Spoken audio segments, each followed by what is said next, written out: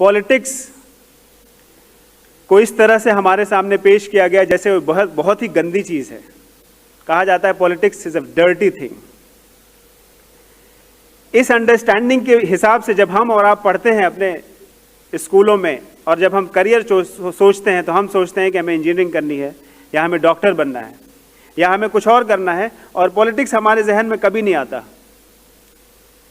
جس کی وجہ سے ایک ویکیوم بنتا ہے کیونکہ اس پولیٹیکل پوزیشن پہ کوئی بھی نہیں جانا چاہتا. گندی چیز ہے.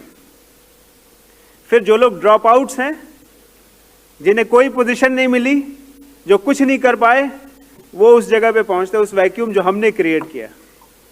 اور پھر جب وہ وہاں پہنچ جاتے ہیں تو وہ پالیسیز بناتے ہیں باقی جتنے انٹیلیجنٹ لوگ تھے ان کے لیے. پرابلم ہماری ہے, پرابلم ہماری ہے. ہم سمجھتے ہیں کہ پالیٹکس بہت گندی چیز ہے. قرآن فرماتا ہے لقد کان لکم فی رسول اللہ اسوۃ حسنہ, کہ بے شک محمد صلی اللہ علیہ وسلم میں تمہارے لیے ایک بہترین نمونہ ہے. کیا رسول اللہ صلی اللہ علیہ وسلم پولیٹیشین نہیں تھے؟ کیا خلفائے راشدین پولیٹیشین نہیں تھے؟ یا کیا کوئی بھی ایسا رسول آیا دنیا میں جو پولیٹیشین نہیں تھا؟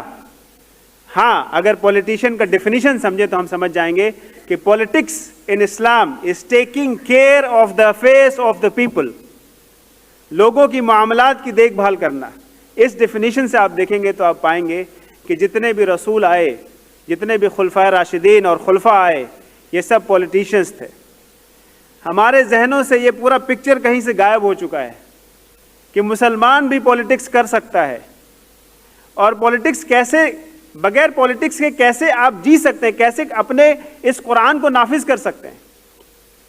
بغیر اتھارٹی لیے اپنے ہاتھ میں آپ ایک چھوٹا سا کام نہیں کر سکتے. ٹھیک ہے, اس ٹیبل کو اٹھا کے یہاں سے وہاں نہیں رکھ سکتے اگر آپ کو اس کے پاس اتھارٹی نہ ہو. اسی لیے ہمیں یہ سمجھنے کی ضرورت ہے کہ قرآن کا جو حق ہے, جو اس کو نافذ کرنے کا حق ہے, وہ تبھی ہو سکتا ہے جب آپ کے پاس اتھارٹی آئے.